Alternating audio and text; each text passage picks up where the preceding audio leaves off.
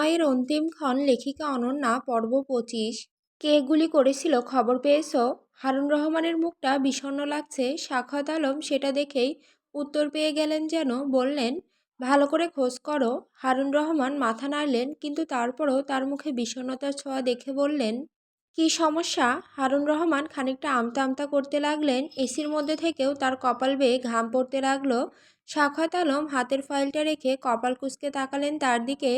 কি হয়েছে দ্রুত বলো সেটা, এমন আমতা আমতা করছো কেন? হারুন রহমান পকেট থেকে রুমাল বের করে কপালের ঘাম মুছতে লাগলেন। এরপর আমতা আমতা করেই বললেন, আহানাব শাহরিয়ারের গার্লফ্রেন্ডকে জানা গেছে স্যার। সাখাওয়াত আলমের মুখটা খুশিতে ঝলমল করে উঠল। তিনি বললেন, এ তো ভালো খবর, এবার অন্যভাবে শোধ নেওয়া যাবে। হারুন রহমান একটা শুকনো ঢোক গিলে বললেন, সেটা যে অসম্ভব স্যার। সাখাওয়াত আলম ভ্রু কুঁচকালেন, বড্ড বিরক্তি নিয়ে বললেন, এত ঘুরিয়ে না বলে সরাসরি বলো না কি ছোট মাই সেই মেয়ে। সাখাওয়াত আলমের কথার মাঝেই হারুন রহমান কথাটা বললেন। সাখাওয়াত আলম স্তব্ধ হয়ে গেলেন। আস্ত আকাশটা যেন তার মাথায় ভেঙে পড়েছে। পরক্ষণেই একটা ফাইল উঠিয়ে গম্ভীর স্বরে বললেন, এটা অসম্ভব, তোমার খোঁজ নেওয়ার গাফিলতি আছে, ভালো করে খোঁজ নাও। না স্যার, আহনাফ শাহরিয়ারকে কাল রাতে ছোট মায়ের বাড়ির সামনে দেখা গেছে। আজকে তারা একসাথে ঘুরতে গিয়েছে। সাখাওয়াত আলম ক্ষোভে হাতের ফাইলটা দূরে ছুঁড়ে মারলেন। হারুন রহমান জানতেন এমন কিছুই হবে। ভদ্রলোক হাতের ছাতাটা খুলে মেলে নিজেকে আড়াল করলেন, কারণ এই খবর দেওয়ার জন্য এখন তার ওপর টেবিলের সব ফাইল ছুঁড়ে মারা হবে। এটা তিনি জানেন, বিগত দিন থেকে এমনই হয়ে আসছে। সাখাওয়াত আলমের অপছন্দের খবর আনলে এমনই হয়। এখনও সাখাওয়াত আলম তার দিকে ফাইলপত্র ছুঁড়ে মারছেন আর জোরে জোরে গর্জন করছেন। হারুন রহমান শক্ত করে ছাতা চেপে ধরে রেখেছেন আর বলছেন, স্যার শান্ত হন, এখনো সময়। উরে বাবা, স্যার এখনো সময় আছে। ছোট মাকে সঠিক পথে আনতে হবে। তাকে জানাতে হবে যে শাহরিয়ার বংশটাই আপনার শত্রু। সাখাওয়াত আলম সর্বশেষ ফাইলটা ছুঁড়ে মেরে জোরে জোরে শ্বাস নিতে লাগলেন। ধপ করে চেয়ারে বসে পড়লেন। পরিস্থিতি স্বাভাবিক হয়েছে দেখে তিনি ছাতাটা বন্ধ করলেন। সাখাওয়াত আলমের চোখে মুখে আগুন, রাগে শরীর কাঁপছে ভদ্রলোকের। দুনিয়ায় ছেলের অভাব ছিল যে ওই হতচ্ছাড়ার সাথে প্রেম করতে গেল। শাহরিয়ার বংশের দিকে ওর নজর যায় কেন আমি বুঝি না। রেনানের সাথে প্রেম করে শিক্ষা হয়নি ওর? রাগে মিশ্রিত স্বরে চেঁচিয়ে বললেন কথাগুলো। হারুন রহমান মিনমিন স্বরে বললেন, ছোট মাকে বুঝিয়ে বললে সে বুঝবে স্যার। সাখাওয়াত আলম রাগে চোখ অন্ধকার দেখছেন। মেয়ের উপরই রাগ লাগছে তার। সে জানেও না হয়তো এর জন্য তাকে কতটা পস্তাতে হতে পারে। আহানাপের থেকে দূরে না সরলে তার জীবনে ঝুঁকি বাড়বে। নির্বোধ মেয়ে, আর ছেলে পেল না। আর আহানাপের পেছনে তো কম মেয়ে ঘোরে না। নিশ্চয়ই সে বুঝে গিয়েছে যে কুহু তার মেয়ে। তার মানে ওই দিন আহানাপি গুলি করিয়েছিল। সাখাওয়াত আলমের রাগ এবার ভয়ে পরিণত হলো। পিতৃত্ববোধ জেগে উঠল। মেয়ে হারানোর ভয় জেঁকে ধরল তাকে। তার উপর প্রতিশোধ নিতে গিয়ে যদি মেয়েটার ক্ষতি করে দেয়। রেনানের থেকে সেবার মরতে মরতে বেঁচেছে, এখন যদি কিছু একটা হয়ে যায়। ওদের ওপর নজর রাখো, বেশি করে লোক লাগাও, আমার মেয়ের যেন কোনো ক্ষতি না হয় হারুন। আজ রাতেই আমি ওর সাথে কথা বলবো। এখন তুমি ওদের ওপর নজর রাখতে বেশি করে লোক পাঠাও। হারুন রহমান মাথা নেড়ে চলে গেলেন। সাখাওয়াত আলম চোখ বুজে হেলান দিলেন চেয়ারে। কি একটা ভেবে দীর্ঘশ্বাস ছাড়লেন। আমরা এখানে আজ দুপুর পর্যন্ত থাকবো, রান্না এখানেই করা হবে, সবাই হাতে হাতে সাহায্য করবে ওকে। সবাই উৎফুল্ল হয়ে চেঁচিয়ে উঠল আহনাবের কথাই। রাফি ফিসফিস করে বলে উঠল, ভাই এর মাঝে টয়লেট পেলে? আহনাব সরু চোখে তাকালো ওর দিকে। রাফি তা দেখে মেকি হেসে বলে উঠল, হে হে, নদী তো আছেই, থাক থাক। আহনাব কপাল কুঁচকে বলে উঠল, নদী? উফ, ওই পাশে পাবলিক ওয়াশরুম আছে, চোখটা ঘুরিয়ে দেখ একটু। রাফি দাঁত কেলিয়ে বলল, আচ্ছা ভাই। আহনাব ফোঁস করে শ্বাস ছাড়ল। তার তিলোত্তমার দিকে তাকালো। একটা মাদুর পেতে বসে রয়েছে। রোদেলা আর নিধির সাথে বকবক করছে। তার দিকে দৃষ্টি সরিয়ে একপল রোদেলাকে দেখলো। রোদেলাও কি মনে করে তার দিকে তাকালো। আহনাব অপ্রস্তুত হলো খানিকটা, তবে প্রকাশ করল না তা। মুচকি হাসি উপহার দিল। রোদেলাও হাসলো বিনিময়ে, তবে সেই হাসিতে তার চোখ হাসেনি। বড্ড মলিন ছিল সেই হাসি। এতই সহজ বুঝি প্রিয় মানুষটাকে ছেড়ে দেওয়া। তিলে তিলে রোদেলাইয়ের যন্ত্রণা টের পাচ্ছে। বুকে বাঁ পাশটা ব্যথায় চিনচিন করে ওঠে। ভেতরে তার মাঝে যে ঝড় চলছে তা কখনো কেউ টের পাবে না। কিছু কষ্ট অপ্রকাশ্য থাকাই ভালো। সে ওদের সাথে আবার আড্ডায় যোগ দিল। হঠাৎ নিধি চাপা বলে উঠল, এই আয়ান ভাইয়া তোর দিকে তখন থেকে এমন ক্যাবলার মতো তাকিয়ে আছে কেন রে? কুহু ভোরকে তাকালো আয়নের দিকে। আয়ন আর নাতাশা একটু দূরে একটা বেঞ্চে বসে আছে। নাতাশা বকবক করছে তার সাথে, অথচ সে নিশ্চুপ হয়ে কুহুর দিকে অনিমেষ তাকিয়ে। কুহু তাকানোর পরেও তার নজর একচুল সরল না। কুহুই নজর সরিয়ে নিল। আয়ন বোধহয় হাসলো তা দেখে। নাতাশা আয়নের বাহুতে মৃদু ধাক্কা দিয়ে বলল, এই হাসছো কেন তুমি? আয়ান সামনের নদীর দিকে তাকিয়ে বলল, কিছু না, বলো তুমি কি বলছিলে? তাদের সম্পর্ক এখন তুমি তুমিতে এসে ঠেকেছে, তবে নাতাশা জানে সে আয়নের বন্ধু হতে পেরেছে শুধু, ভালোবাসার মানুষও হয়ে যাবে একদিন, এ তার বিশ্বাস। নাতাশা হঠাৎ কি একটা ভেবে বলল, আচ্ছা তুমি যদি কোনোদিন কুহুকে না পাও তাহলে কি করবে? নাতাশা আয়নকে তাদের এই আয়োজনের আসল কারণ বলেনি, বলেছে সবাই এমনি আনন্দ করবে। আয়নের ঠোঁটে ফুটল বিষাদপূর্ণ এক হাসি, তবে হঠাৎই সেই হাসি গায়েব হয়ে গেল, চোয়াল শক্ত হয়ে গেল, গাঢ় স্বরে বলল, ছিনিয়ে নিব তাও অন্য কারো হতে দিব না। নাতাশা খানিকটা ভরকালো, হালকা হেসে নিজেকে স্বাভাবিক রেখে বলল, ধরো যদি না পাও, অন্য কেউ যদি। নিজের জিনিস আগলে রাখতে জানি আমি। আয়নের গুরুগম্ভীর স্বর। নাতাশা চট করে বলে বসল, কুহু যদি অন্য কাউকে ভালোবাসে? আয়ান কেমন করে যেন তাকালো তার দিকে। আয়ান বেশ বুঝলো নাতাশা আহনাফ আর কুহুর সম্পর্কে জানে, তাকে বাজিয়ে দেখছে এখন। আয়ান ধীর স্বরে জবাব দিল, ওদের বিচ্ছেদের দায়িত্ব তাহলে আমার।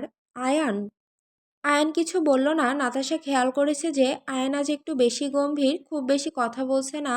এখন আবার এসব বলছে। এই আয়নের সাথে তো তার প্রথম দেখা হয়নি। এই আয়নকে দেখে তো সে প্রেমে পড়েনি। আয়ন শেষে তার হবে তো। রাইফার স্কুল থেকে একটা জরুরি কল আসায় সে সাইডে এসে কথা বলছিল। কথা শেষ হতেই পেছনে ঘুরে চমকে উঠল। আদিত পেছনেই দাঁড়িয়ে রাইফা বুকে থুতু দিয়ে বলল, আজরাইলের মতো হাজির হয়েছে পুরো, তাই এখানে কি? আদিত বলে উঠল, তোমার গায়ে কিন্তু হেব্বি শক্তি মাইরি, আরেকটুর জন্য আমার বংশগতি বন্ধ করে দিয়েছিলে।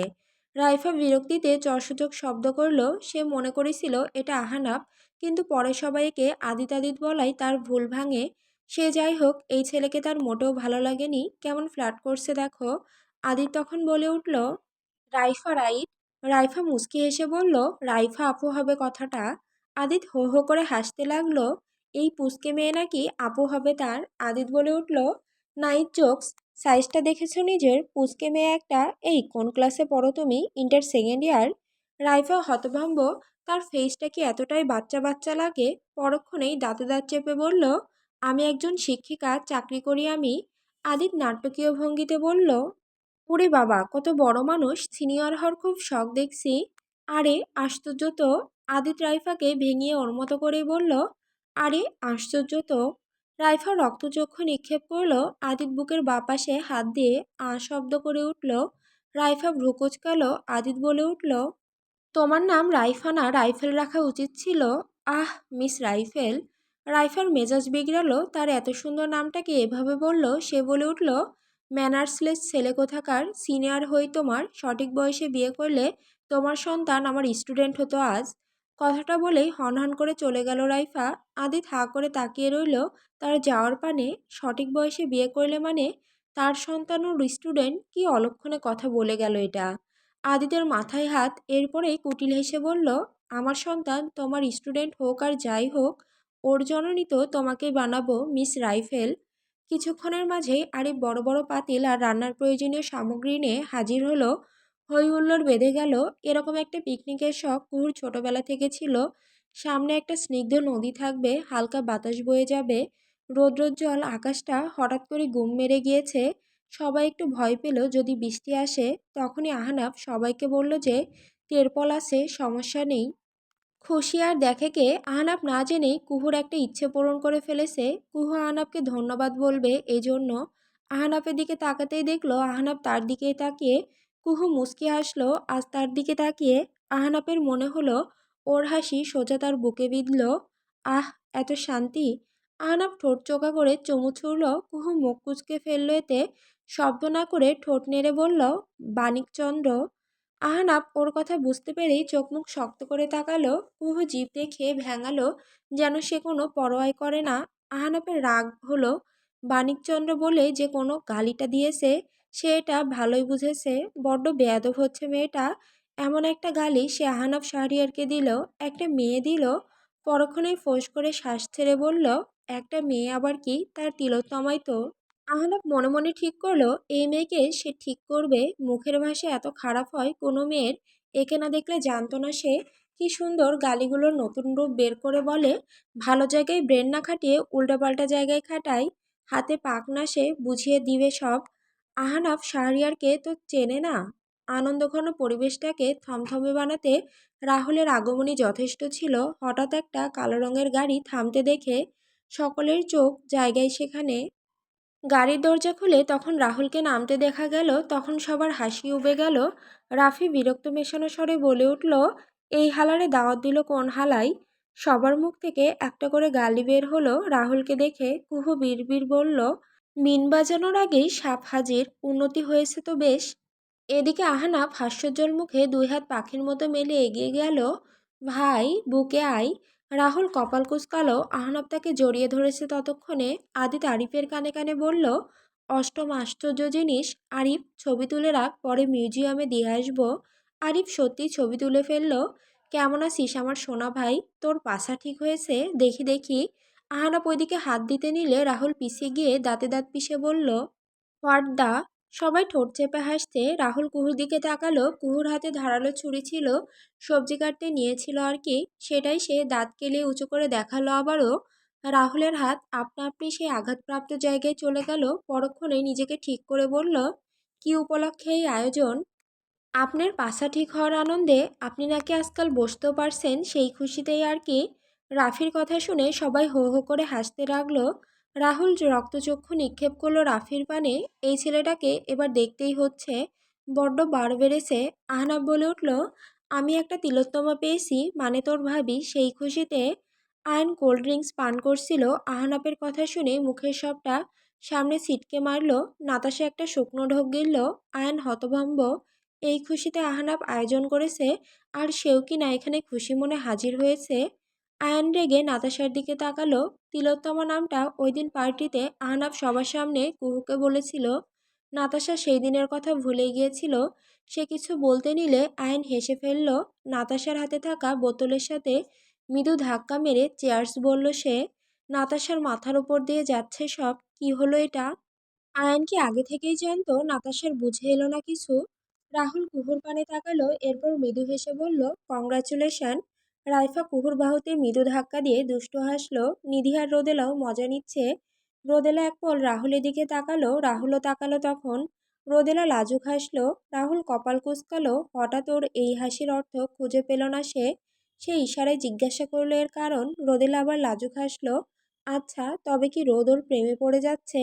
রাহুলের মনটাও খুশিতে ভরে উঠল। প্রেমিক মন তার অন্য কিছু ভাবতে চাইল না। এসব দেখে দূর থেকে একজন জ্বলে ছাই হয়ে গেল বুঝি। হাতটা মুষ্টিবদ্ধ করে ফেলল সে।